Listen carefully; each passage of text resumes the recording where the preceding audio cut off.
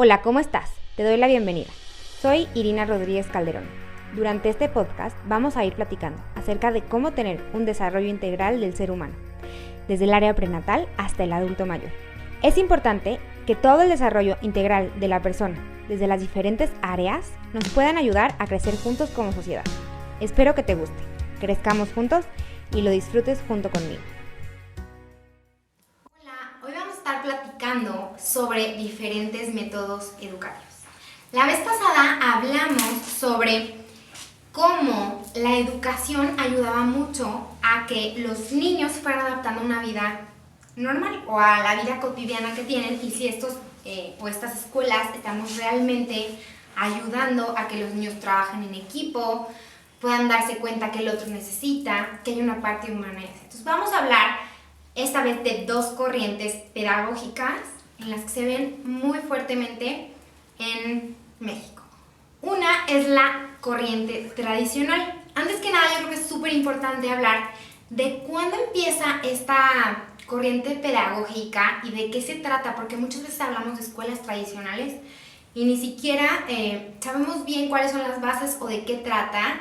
Y sí me ha pasado mucho. Y sobre todo, bueno, con el video pasado me han estado preguntando qué es, por ejemplo, la segunda que vamos a hablar, el constructivista. Entonces, pues bueno, muchas veces nos referimos a una escuela tradicional fuera de lo que conocemos. Así es, más bien, lo normal que conocemos, ¿no? Una escuela en la que van los niños, trabajan en sus bancas, está el maestro enfrente. Sin embargo, yo creo que es muy importante hablar de cuándo sale esta corriente y para qué es creada. Bueno, algo que es muy importante decir es que casi no hay corrientes pedagógicas nuevas, todas están tomadas, o casi todas están tomadas de hace mucho tiempo, y esta viene desde la revolución industrial, en donde se buscaba que los niños todos trabajaran como para un producto. Y yo creo que es muy interesante porque cuando hablamos de método tradicional, hay muchos memes o fotos en las que salen los niños como con un cuadrado, ¿no? Que tienen una forma diferente y se van como haciendo de una manera en la que queremos que sean. Y efectivamente, pues para eso se trataba la pedagogía tradicional, que era buscar que los niños al final trabajaran en una fábrica, trabajaran en toda parte, o sea, en esta parte industrial, y que fueran formando un producto. Obviamente, para que llegáramos a esto, o para que se pudiera lograr el resultado final de las fábricas o de la parte industrial, necesitaban tener personas que hicieran una tarea continua. Lo que me refiero es que, como lo vemos en las fábricas de zapatos, por ejemplo, ¿no? Si están haciendo suajes, que corten el molde y no están intentando innovar o proponer ideas nuevas, están haciendo una tarea muy continua en la que el resultado generalmente siempre es el mismo. Y si hay una persona que dirige, pero no es que esté tomando la opinión de todos, a lo mejor tendrá alguien que diseña, etc. Entonces, cuando vemos estos métodos, yo creo que a la hora que vemos o cómo se vivía o para qué se vivía, y buscamos y vemos imágenes de una fábrica, cómo trabajan para hacer los zapatos, y luego vemos las escuelas, yo creo que es algo muy común.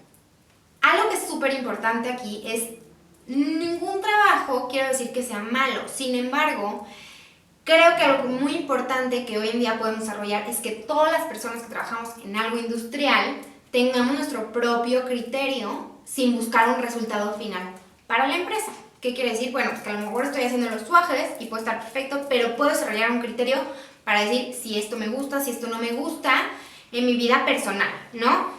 Puedo seguir pensando qué voy a hacer después de ir, qué decisiones voy a tomar. Y esto, la escuela tradicional va muy a la par, ¿no? Por ejemplo, en esta escuela tradicional es donde vemos las imágenes donde están los alumnos sentados. El sujeto principal de la educación es el maestro. El maestro prepara los contenidos, prepara qué se va a decir, pone el pizarrón, y no hay manera o no está tan abierto a que los alumnos cuestionen.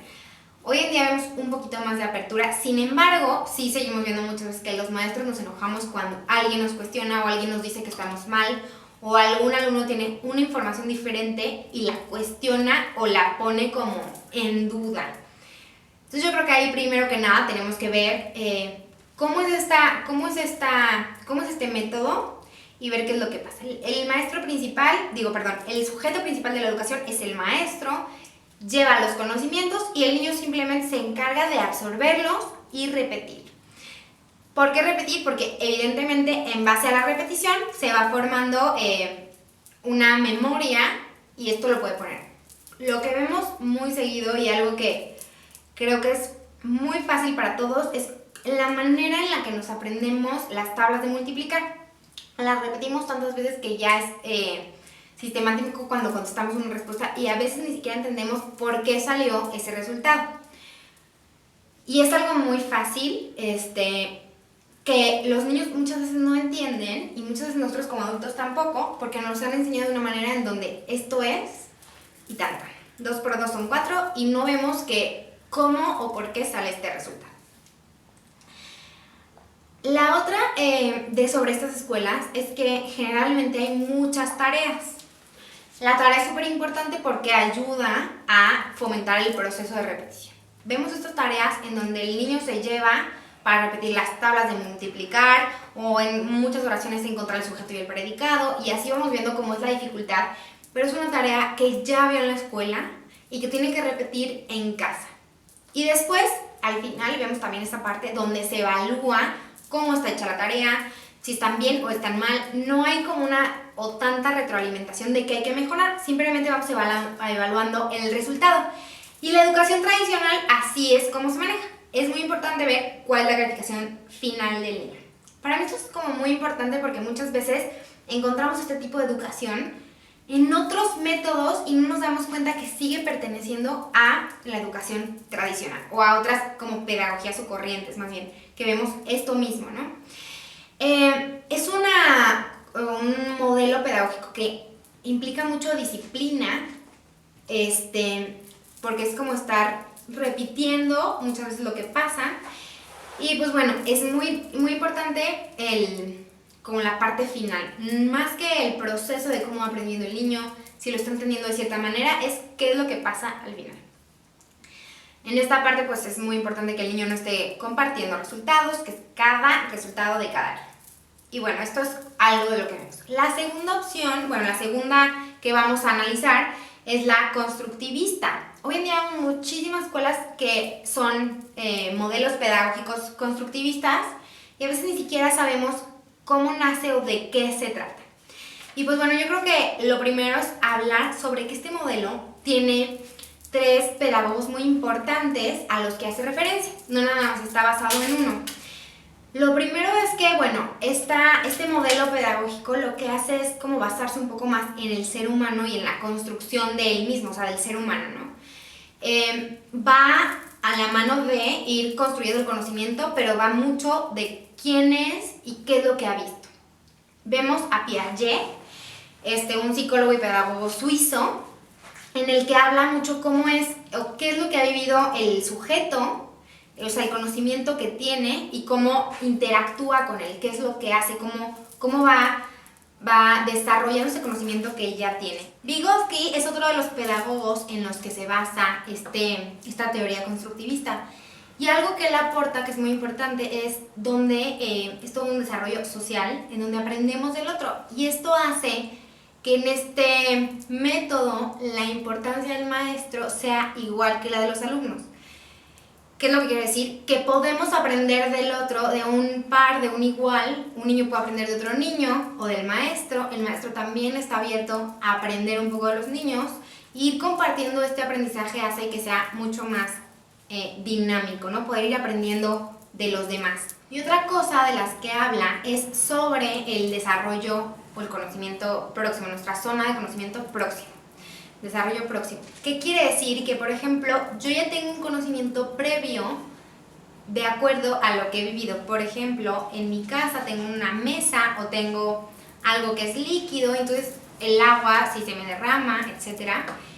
Y conforme a lo que he experimentado dentro de mi casa, lo que he vivido como niños pues en su casa, en lo que han podido subirse al árbol, ver una mesa, saber cómo es, a lo mejor mi mesa es de plástico y entonces ese es como un conocimiento previo que yo tengo, que tiene 4 mesas y a lo mejor otro puede decir no, a lo mejor tiene una pata en medio, pero el desarrollo próximo es saber a lo mejor cómo o por qué las tiene 4 patas o cómo construirías una mesa o a lo mejor que hay mesas más grandes. Y es esta parte de ir expandiendo el conocimiento poco a poco y ir compartiendo de los demás, o sea, con los demás, ¿no?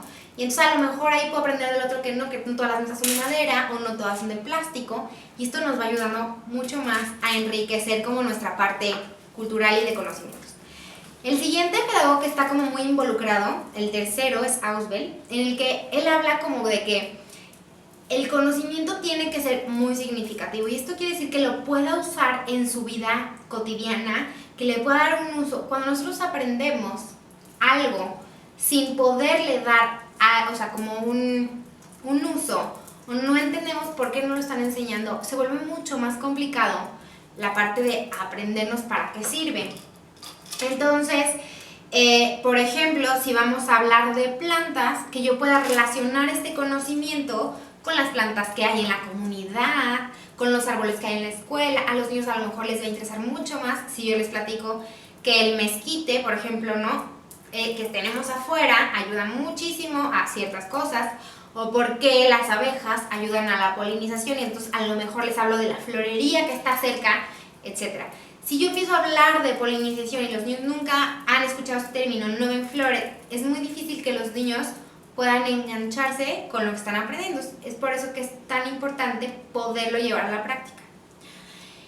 Y bueno, como conclusión, este método, pues como tiene que llevarse toda la práctica, se trabaja mucho a base de proyectos. Entonces se les pone un proyecto al grupo o como por grupos y ellos tienen que ir buscando la solución respecto a lo que tienen, al conocimiento del maestro, al conocimiento de los demás, de sus compañeros, y es como va funcionando.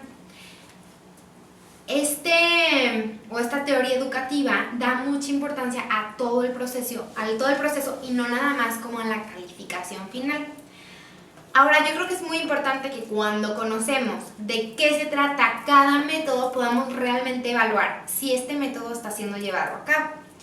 Si tengo una escuela constructivista, que realmente el maestro pueda trabajar en grupo con los niños y no sea el que llega a impartir conocimiento. Que les pueda brindar herramientas a los niños, pero todos estén aprendiendo. Que realmente el proceso sea tan importante como a lo mejor la parte final, que disfruten el aprendizaje y no nada más estemos buscando una calificación final o de mediados de semestre, etcétera, para que el niño vaya bien. Yo creo que es muy importante, teniendo un método, ver si realmente este método está funcionando como debería ser. Y pues bueno, hablamos hoy de estos dos métodos, pero vamos a hablar de otros métodos alternativos en nuestro siguiente tema, para que ustedes conozcan mucho más métodos y cómo funcionan, para que ustedes como papás puedan evaluar cuál es el que les conviene o les gusta más para sus hijos. Espero que les haya gustado y también nos pueden dejar ahí comentarios de cómo ven, cómo lo viven, qué creen que le hace falta al método o cómo ustedes lo han sentido en cuanto a si lo tienen o no lo tienen. Y pues bueno, también tenemos algunas asesorías en la página de Irina Rodríguez Calderón y bueno, aquí les estará apareciendo la liga. Y bueno, pues ya cualquier cosa, también estamos para poder resolver algunas dudas. Si tienes alguna duda, comentario o algún tema que te interese, me puedes contactar en mi sitio web. Estoy como irinarodriguezcalderón.com o en las diferentes redes sociales como Facebook, Instagram, TikTok, YouTube, Spotify, como Irina Rodríguez Calderón. Recuerda que somos una comunidad y estamos aquí para crecer todos juntos. Sin miedo y con fuerza, haz lo que amas y ama lo que eres, que nadie te detenga.